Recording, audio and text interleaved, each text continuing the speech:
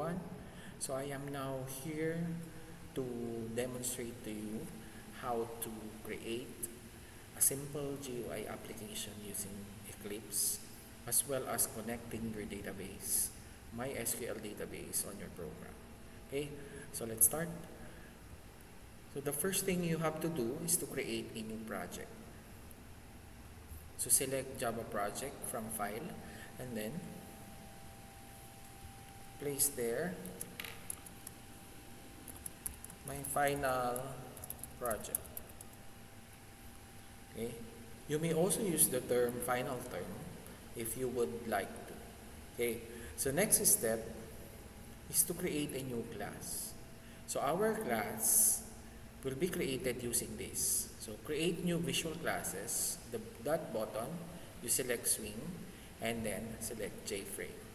Okay, so we all know that JFrame is the basis of all GUI programs in Java. So this serves as our platform where components can be added. So let us name this as simple MySQL.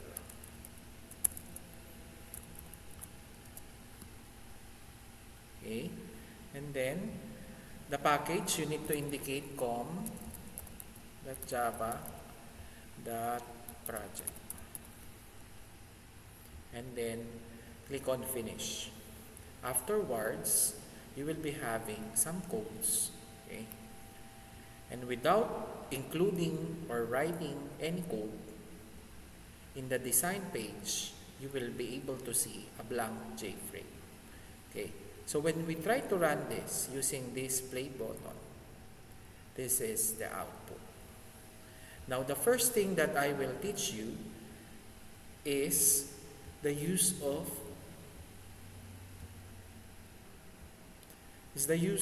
our menu, because this will be very useful for you on your projects. Okay, so you go down in the palette, you scroll down and then click on menu. So the first thing you need to add is your menu bar. Okay, however, we did not set yet our layout manager. So let's just select for the absolute layout. Okay, and then click on the space, okay, in the middle of the JFrame. So next step is to click on menu bar so that we can be able to add a menu in the upper part of our program.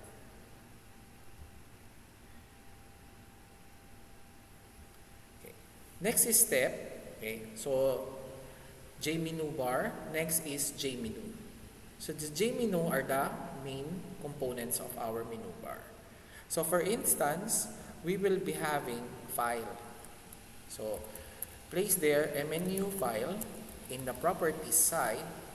Okay, and then on your text, lagay mo file. Okay, we can still add some of the menus. So for instance, we have another main menu which is help.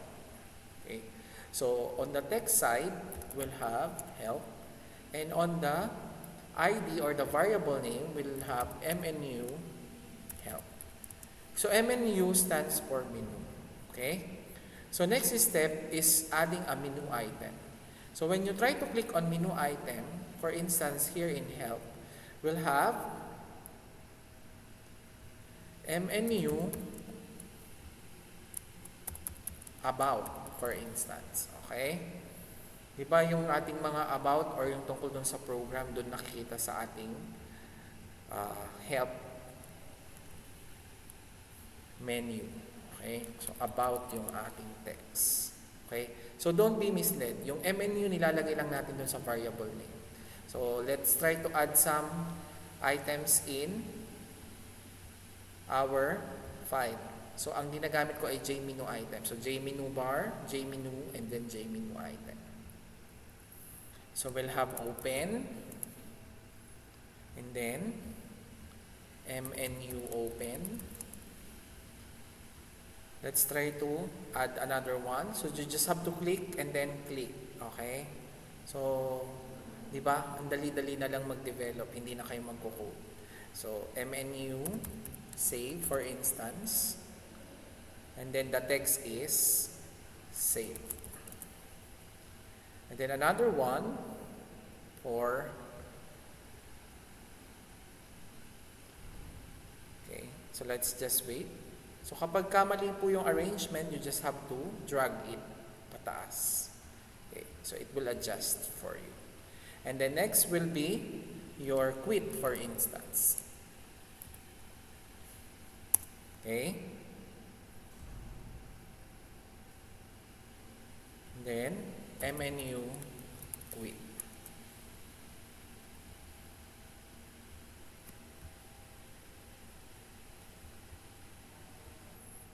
Now, let's try to run our program.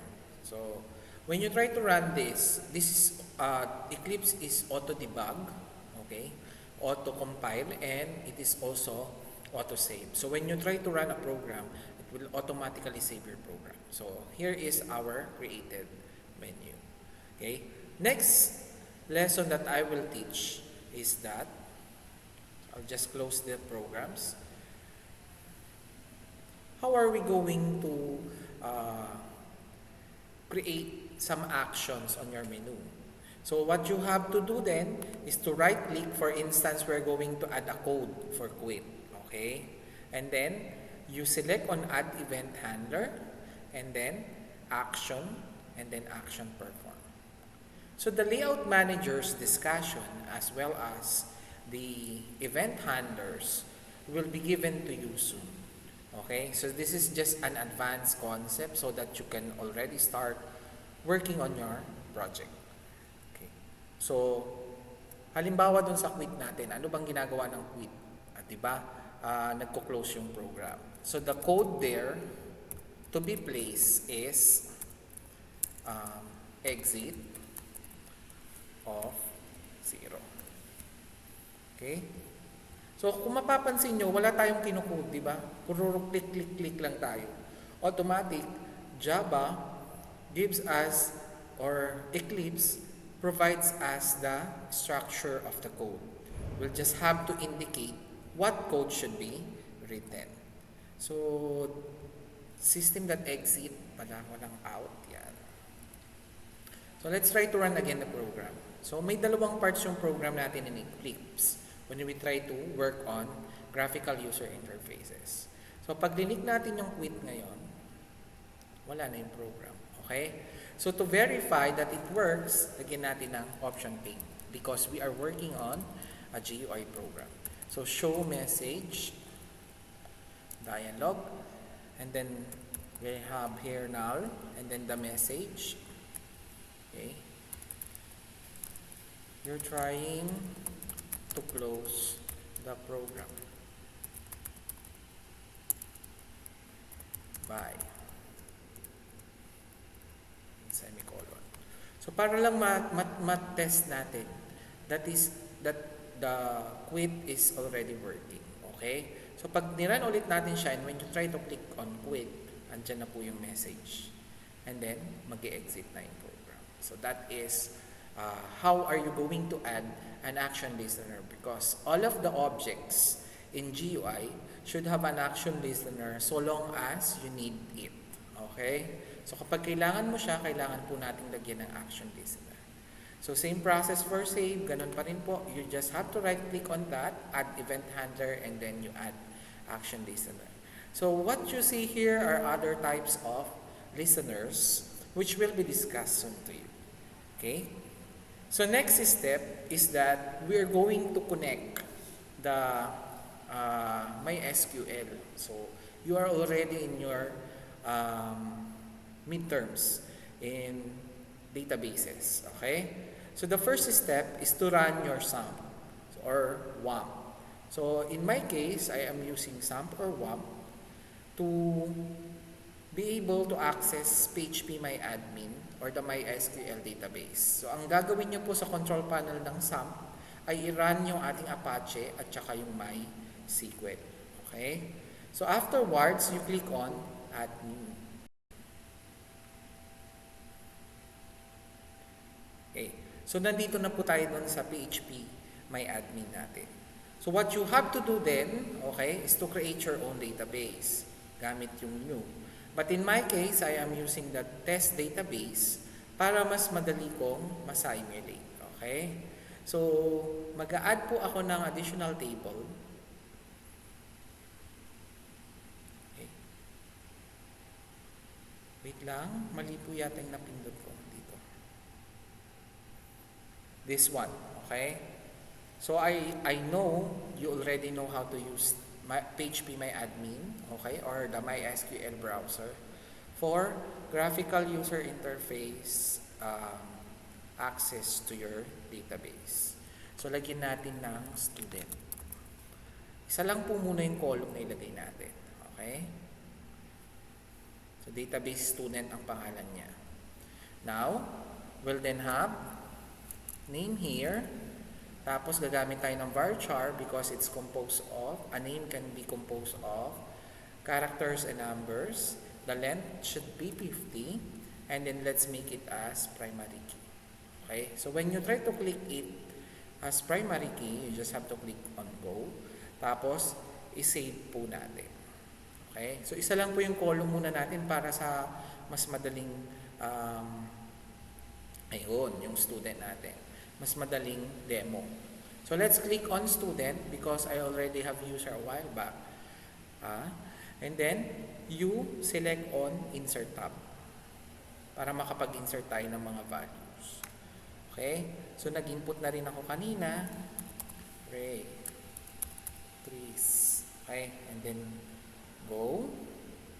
Alam nyo nang gamitin ito because you are already in your midterms. So, pwede rin iyan, tapos, yeah. Okay. Click on go. Para makita natin kung nag-insert na ba yung mga files na yan. Okay? Ito siya. So, what is the name of our table? It's the student. So, alam ko na alam nyo na rin ang mag-SQL. Okay? So, this is select asterisk from student. Now, what I would like to do is to connect yung ating program kanina dito sa ating database na ito.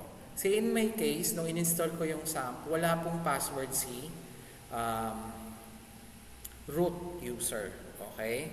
So, wala pong password yung ating root user. Okay? So, para po mas madaling maintindihan, okay, we have to place our codes for connecting on the database dito sa ating main. And I already have prepared an example a while back. So, we'll just have to duplicate it. Ito siya. Okay. Yung code for connecting your database. However, you cannot connect your database without adding the JDBC or the Java Database Connectivity API. Okay? So, ang gagawin po natin doon sa ating My Final Project, i-right click nyo po yun, okay? And then, build path, and then, add external archives. So, previously, na-download ko na po yung aking JDBC connector. Ito siya. So, I will just share this to you para magamit mo siya. So, originally, naka-zip file yan. Tignan natin, Yan. Originally, the structure of that file is this one. Mali. Ito, naka-zip file. So, in-unzip ko muna siya para ma-open ko yung .jar. Okay? So, yung .jar file po ang kailangan nating maselect. And then, click on open. So, kung mapapansin nyo, yung ating My Final Project ay nagkaroon ng ganito. Okay? So that the codes that were highlighted will work on. So, ikakopy ko na lang po siya kasi mahirap magkabisado. And then, I'll just explain one by one. Okay. Now, the advantage of using Eclipse, aside from easy drag and drop for your GUI applications, is that it allows you to import things easier. Katulad ni driver manager na may underline.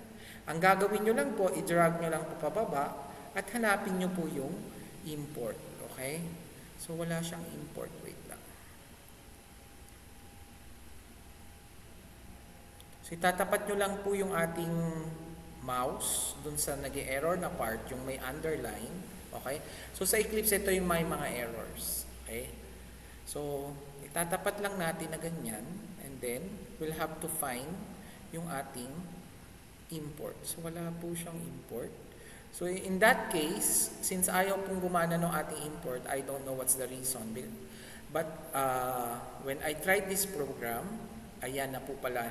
Kaya hindi po siya nag-i-import dahil meron na po pala. Okay. So,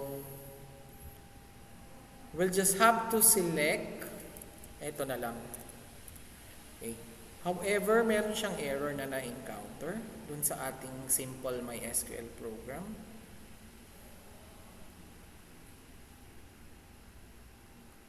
Hindi daw accessible si Java.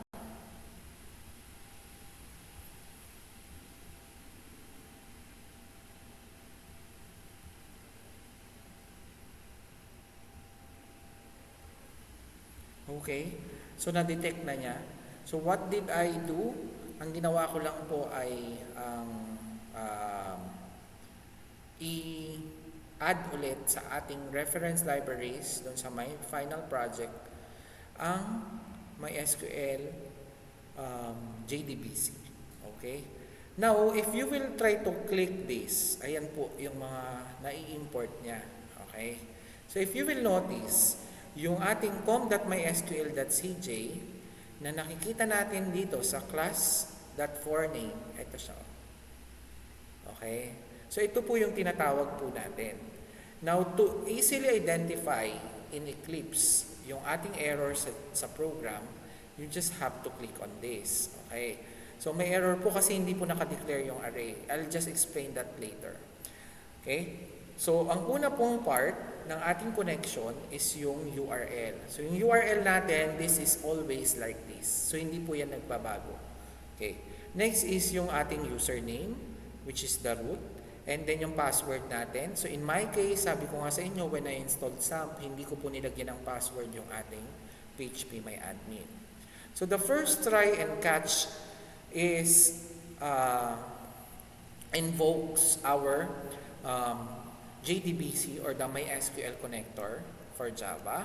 And then next is another try and catch which declares a connection, okay, using the driver manager. And then using the URL, yung kanina po, tapos yung user, okay, and then our password. So palaging ganyan po siya kapag hindi kayo naglagay ng password. So next is we declare a statement. Okay? That will create a connection for the database. Okay? Database table. So, dito lang po kasi, dito po sa ating URL, kung mapapansin nyo, meron ng test question mark. Dito po natin ilalagay yung pangalan ng database natin. So, the statement creates a connection for your database table. Tapos, gagawa po tayo ng string query, which is select asterisk from user. Okay? So, yung table po natin kanina ay hindi user. So, that is student. Okay? So, pwede nyo rin pong lagyan ng single quotation if you would want to. And then, we call on result set that will execute the query. Okay? Afterwards, we'll put it on a string array. So, medyo nag-error po siya because I did not declare yet our str. Doon sa previous example na ginawa ko, ay meron na po. Okay? So, kanina nag-error yung SQL natin. Pwede pong ganito na po yung import nyo para hindi medyo mahaba. Para ma-import lahat ng parts ng SQL. So, what you have to do then is to declare a private static string array, okay, str. For the meantime, let's say the string will contain 10 items. Okay? So, para mahawakan po yung laman. So, ano po ba yung laman ng database natin? Let's go back. Yan. So, ito po yun, Chris. Yan. Nandyan po. So, Kung mapapansin nyo ay alphabetical in order. Okay? Afterwards, babalik po tayo dun sa design. So, ang gagawin ko po, maglalagay po ako ng list. Okay? JList. So that I can be able to display kung ano po yung nandun sa ating database. Okay? So, naka-absolute layout po tayo ha. Igaganon nyo lang po yung list natin. So, the variable name should be LST, which means list. Kanina, MNU, menu. Diba? List. Name. Okay. And then, enter. Dun sa properties lang po ako nag-edit ha. Okay. Now, going back dun sa ating source code, na-add na po si list. So, ganun po kadali mag-develop. And also using our NetBeans, ganito rin po siya. Drag and drop. Okay? Ilalagay nyo lang po dun sa list yung pangalan ng ating array so that it will be added. Now, let's try to run again yung ating program. Wala na po tayong error kasi wala pong pink na nakikita dito sa gilid. Okay. So, there's an error. Check the manual that corresponds o ayaw niya po nung may quotation. Okay? So, ayaw niya po nung may quotation dun sa ating student.